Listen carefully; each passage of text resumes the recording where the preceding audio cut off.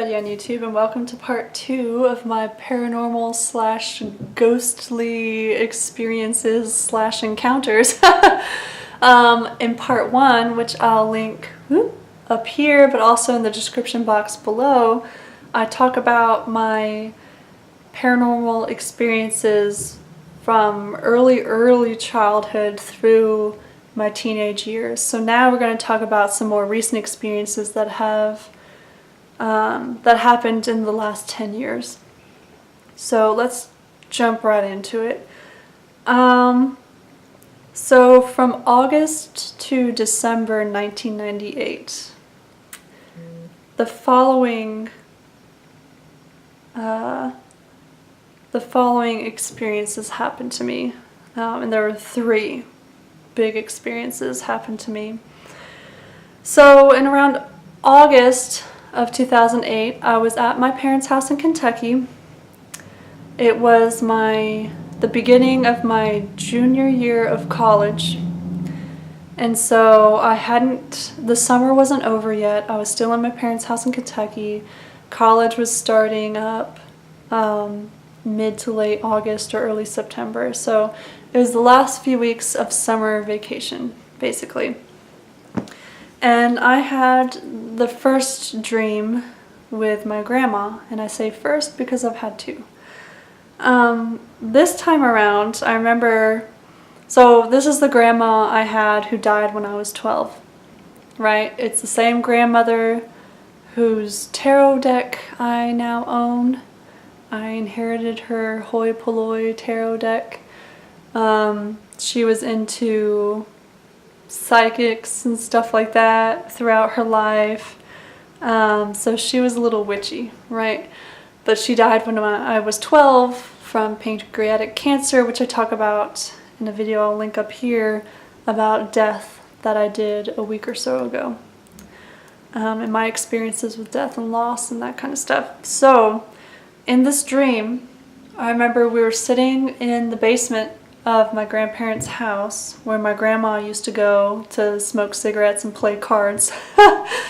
And all of us were down there. My parents, my sister, my grandpa, and my grandma. My grandma was sitting on her couch where she always used to sit.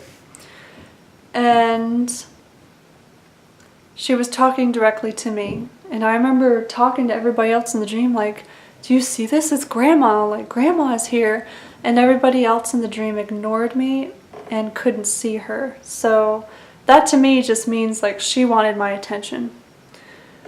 And I don't remember exactly what she said to me, but I remember the feeling I got when I woke up from that dream, and she was warning me about something. She was telling me I was about to go through a really difficult experience, but don't worry, you're going to get through the other side of it, you're going to grow, that kind of thing. So that happened in August, and then by September I'm back at my college in Tennessee. It's my fall semester of my junior year of college, and that was a really difficult year.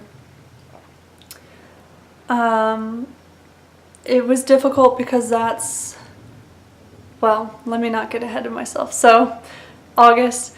Now, sometime between September and October, this next experience happened. So, I was walking back to my dorm. I had just finished working out at the gym. It was sometime around 8:30 or 9 o'clock at night. I was walking down the main road of my college, and now the college I went to is super small. It's grown a little bit since then, but at that time there was around 1,500 students total. It was a small liberal arts college in Tennessee, and it was in the middle of nowhere, just a little tiny town on top of a mountain in Tennessee. So I was walking by myself back to my dorm from the gym. It was maybe like a half a mile walk.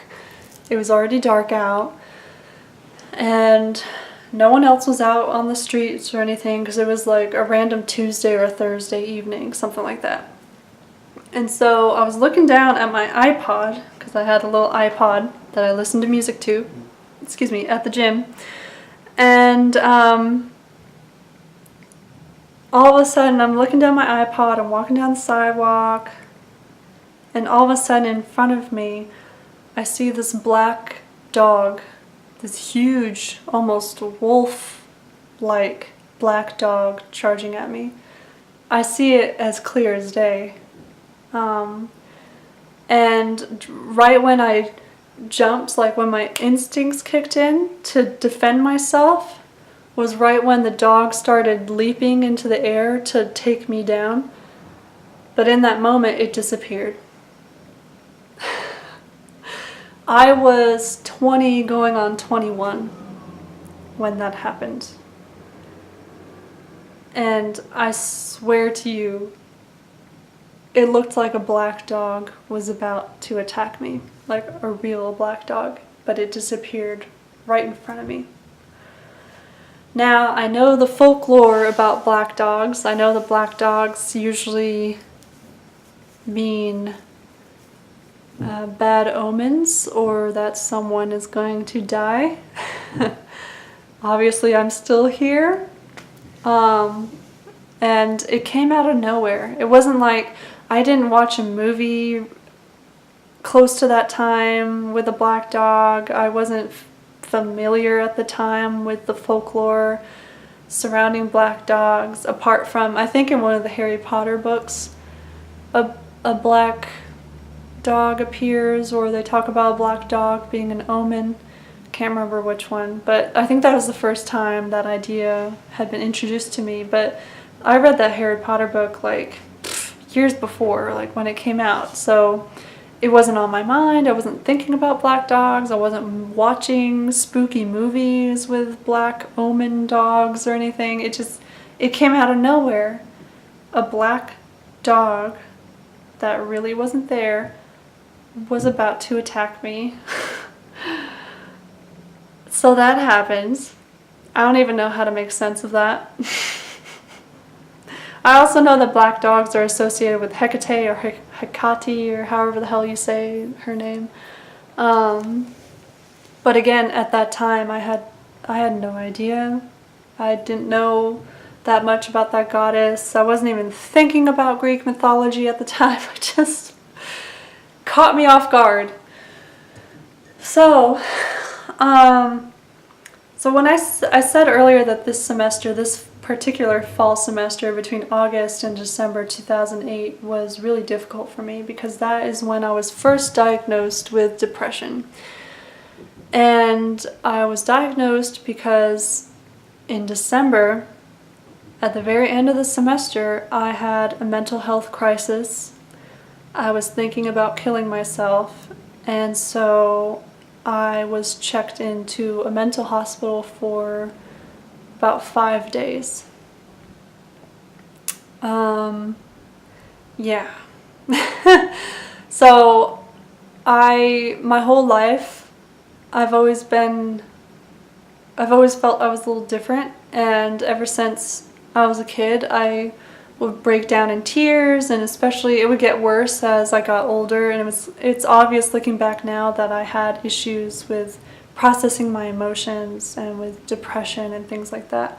However, because we grew up kind of poor, working class, in the middle of nowhere with no access to mental health care, I was never treated.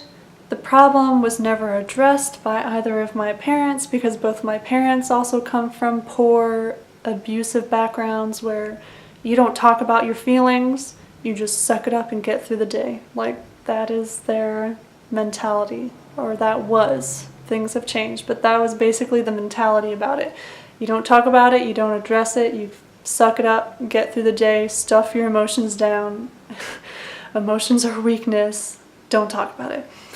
So, yeah. And so going to this liberal arts college, the whole time I was there, I felt out of place. I felt like I didn't belong. I felt like I wasn't good enough to be there, because everybody else around me, all the other students and my friends, came from more privileged backgrounds than I did. You know, their parents could afford to send them to private schools and give them tutoring, and they backpacked through Europe and all this crap that I couldn't even dream of. And so I developed an extreme inferiority complex and anxiety. Or, well, I think the anxiety I've always kind of had, but like the depression, it was just never addressed. So all this scholastic pressure, this pressure to perform, to prove myself that I was good enough to be there, this fear that I wasn't good enough and that I was going to get kicked out or fail or whatever. All this pressure built over time to the point where I couldn't handle it anymore, and I just broke down. And I never attempted to take my own life, but I thought about how good it would feel to not exist anymore. And so I considered suicide an option at that point, until finally I broke down on the phone talking to my best friend, the same best friend from the ghost apparition story from the previous video. If you saw part 1 to this, you'll know who I'm talking about. I talked to this best friend on the phone, told her about my experiences and how I was feeling and how desperate I felt and just overwhelmed and scared and depressed, and she was the one who actually convinced me to get help. That's a good friend right there. There's a reason she's, to this day, is my best friend, and we've been best friends for 15 plus years, right? So I talked to health services at the University Health Clinic. One of the psychologists at the clinic personally drove me to Nashville to the mental hospital, or a mental ward in the hospital there, where I checked myself in, and I was there for 5 days. While I was there, something really interesting happened. So at the mental hospital where I was, they gave everybody Seroquel at night to make everybody drowsy and fall asleep. And so I have some issues. I have some issues with the ethics and the conditions in public fucking mental hospitals. Holy shit. I have some issues. But anyway, like just drugging everybody to force them to fall asleep throughout the night, I don't know how ethical that is. And on top of that, the only group activities were Christian-based, like prayer group activities, and at that point I had already stopped believing in Christianity and I felt out of place. And then I had one of the psychiatrists who was interviewing me or talking to me one day, he asked me, like, what are you doing here? Basically saying that there was no reason for me to be there, kind of dismissing how I was feeling. Shitty things. But one good, interesting thing happened.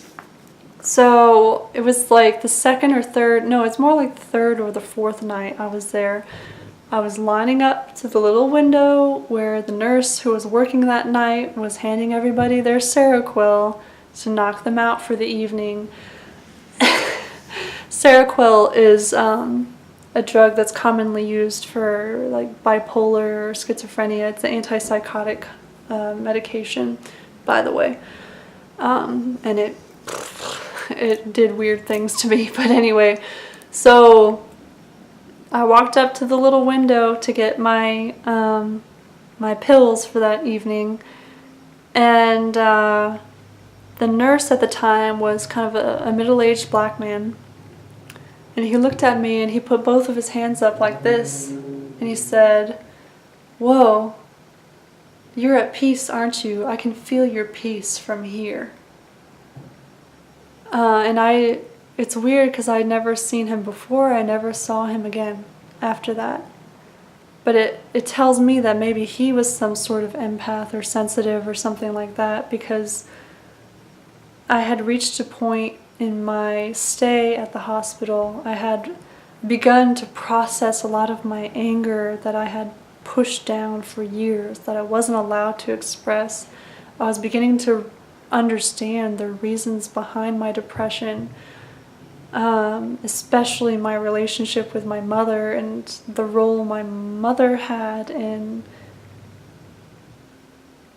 hurting me emotionally and abusing me as I was growing up, and the reasons why she was the way she was, because she was abused herself and has PTSD, and at that time had undiagnosed, untreated bipolar and never had access to mental health care. And I was processing everything. I was finally beginning to understand why I was the way I was, right? And so I guess I was radiating this peace that this nurse could feel through the wall, through the little window to where he was sitting. And his remarks and his reaction to me, from my perspective, it kind of felt like a sign, like, you have made progress, you are at peace, peace is attainable, and you're going to be all right. Which goes back to the dream I had with my grandmother a few months before, of her warning me that I was about to go through something really difficult, but I was going to be all right. So those were the three main, I guess, paranormal kind of incidents that happened between August and December 2008. And that stay at the mental hospital, it was one of the first and most important turning points in my life. Like, there was definitely a before and after that experience. So yeah, I'm still bothered or worried or scared about that black dog thing, though. I have no idea where that came from, but maybe it was some sort of omen, or I don't know. If anybody has any thoughts, let me know below about creepy attacking black dog spirits. Okay, so let's fast forward. So 2011, I had graduated college by this point. By the way, I graduated as a member of Phi Beta Kappa, summa cum laude, in my class, so fuck that inferiority complex that I convinced myself I had. So by 2011, I was starting my master's program down here in Georgia. It was the fall semester of 2011. I was living by myself, getting to know the place, brand new to this town and to this university. And I had a second dream with my grandmother. And it was kind of the same circumstances. Only I could see her, only I could hear her. She was talking directly to me. But this time it was different. I don't remember, like last time, I don't remember exactly what she said, but the impression and the emotions I was left with when I woke up was that something really good was about to happen. Something that I deserved, something to be cherished was about to happen. Maybe a month or so after that, in early November, I have this crazy astral projection kind of experience, which I've talked about before on the channel. I'll link the video up here.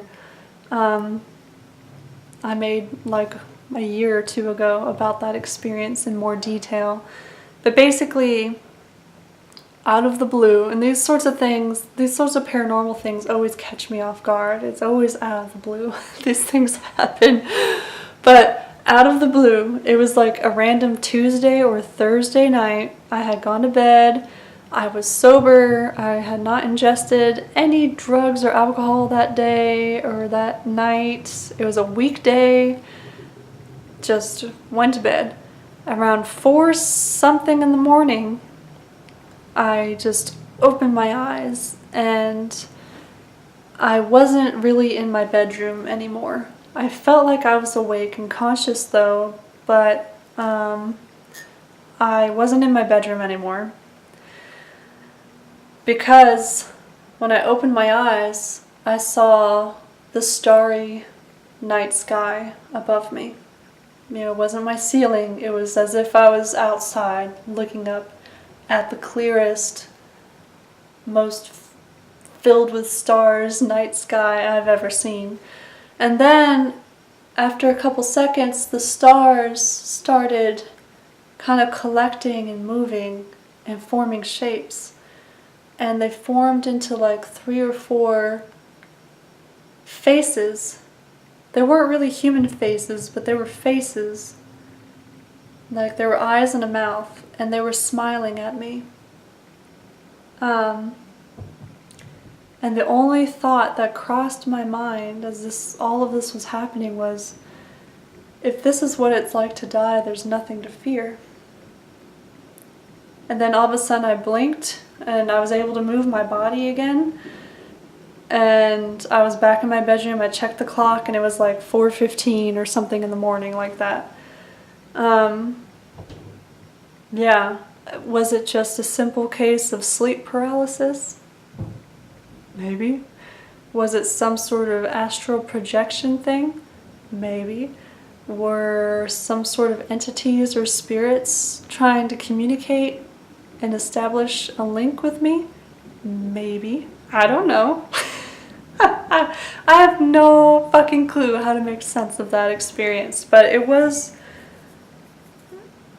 that and the dreams with my grandmother and the ghost apparition I saw when I was in high school with my best friend.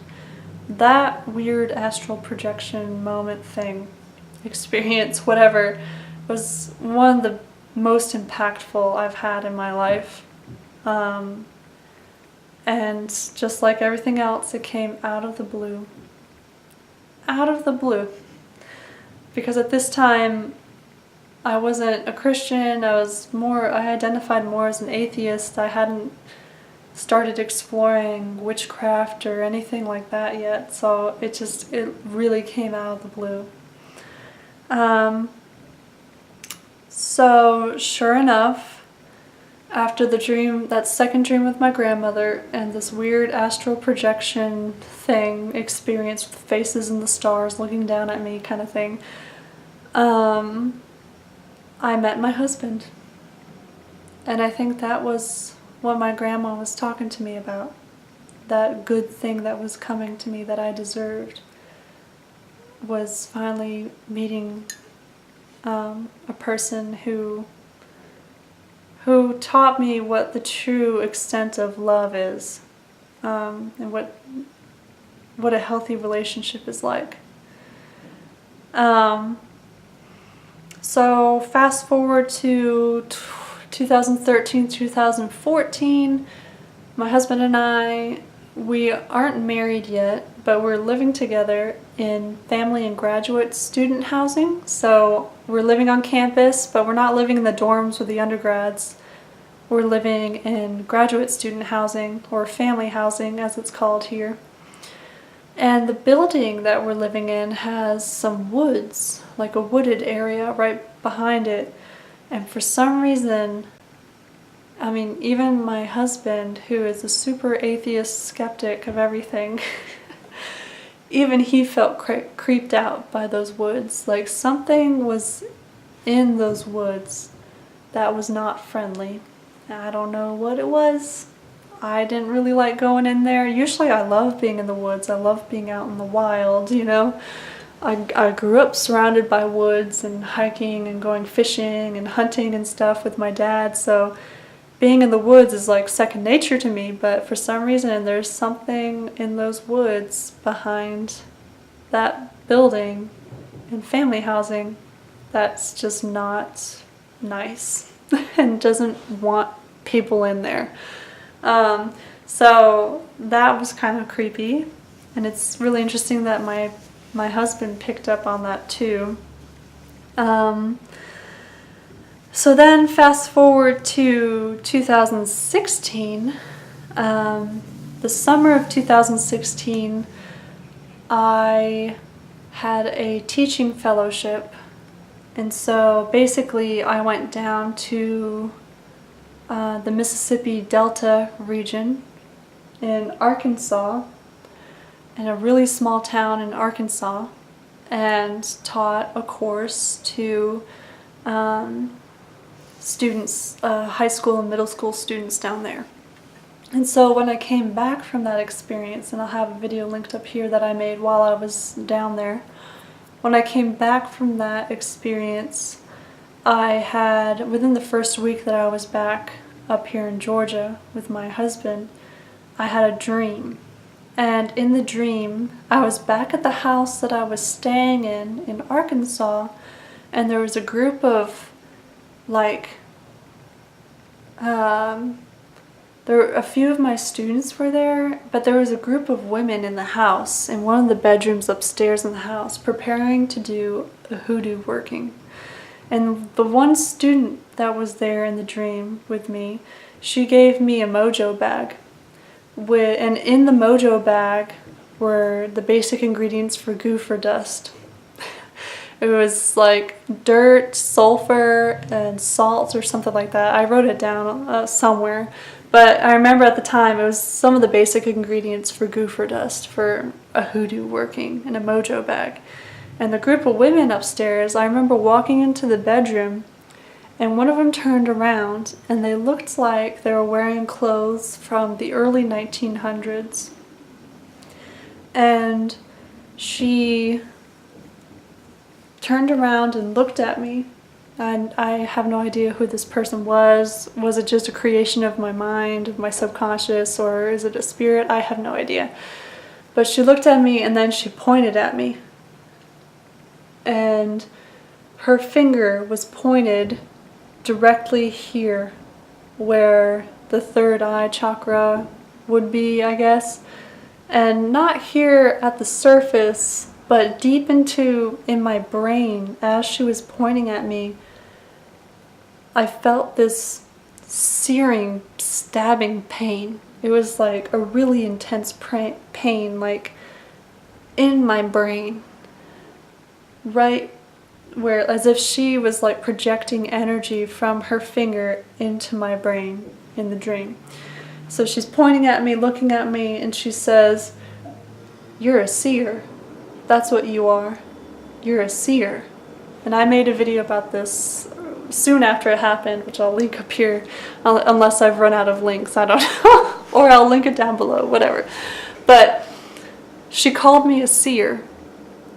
And at that time, I had already started kind of identifying as a witch. I had already, made videos on YouTube and reading tarot cards and doing spells and exploring my roots, because I have roots in Appalachia. My grandpa on my dad's side was from Eastern Kentucky.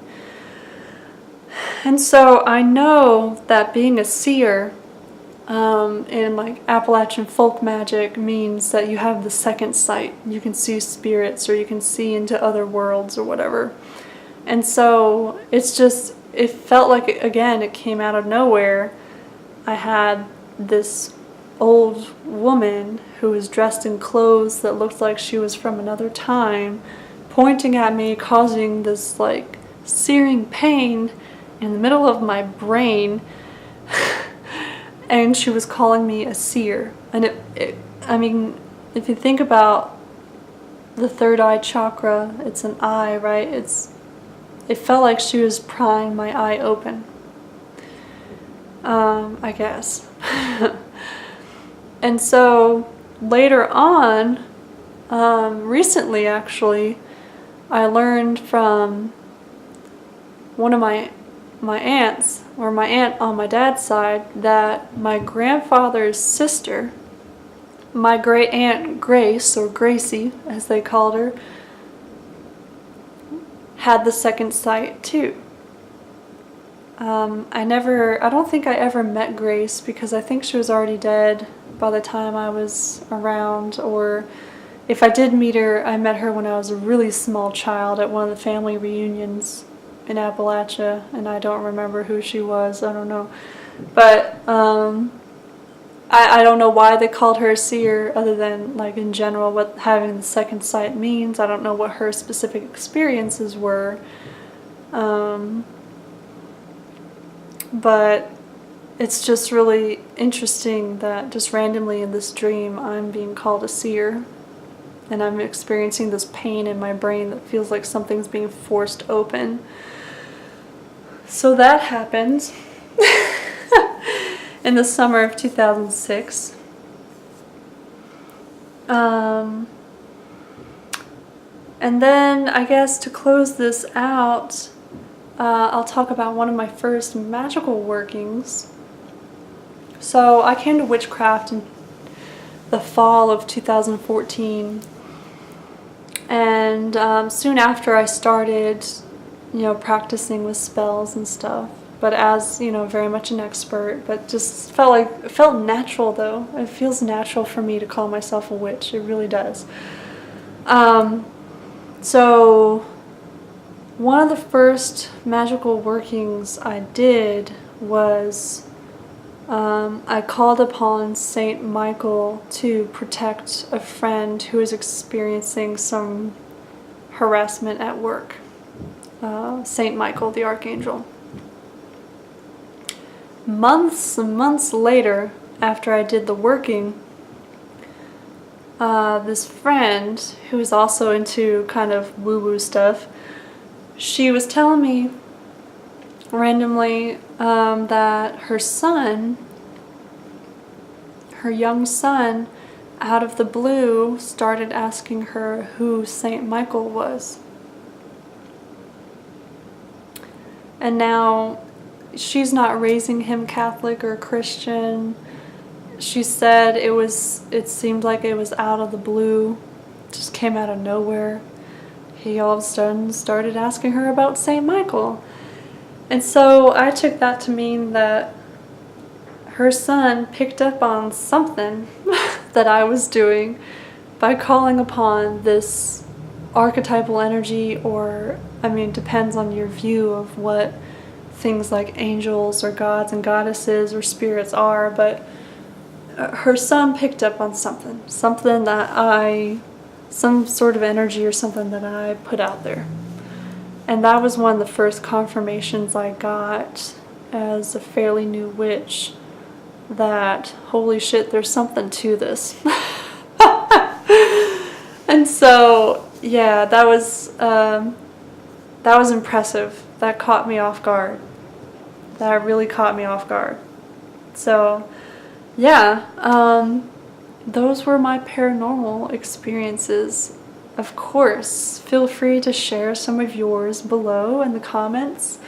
I love hearing people's ghost stories or paranormal stories. I'm just so fascinated by it. Even though I do lean towards skepticism and doubt, I still find it's like a guilty pleasure. I still find it so fascinating. And actually, when I sat down last night to compile this list of experiences that I've had, I didn't realize how many they were and how consistent they were. And it got me to thinking. It got me to thinking about this being a seer thing. Yeah, it makes you wonder. It makes you wonder, don't it? So anyhow, I hope you enjoyed this. Share your experiences below, and I hope you're enjoying this spooky time of year. Until next time, happy haunting and many blessings.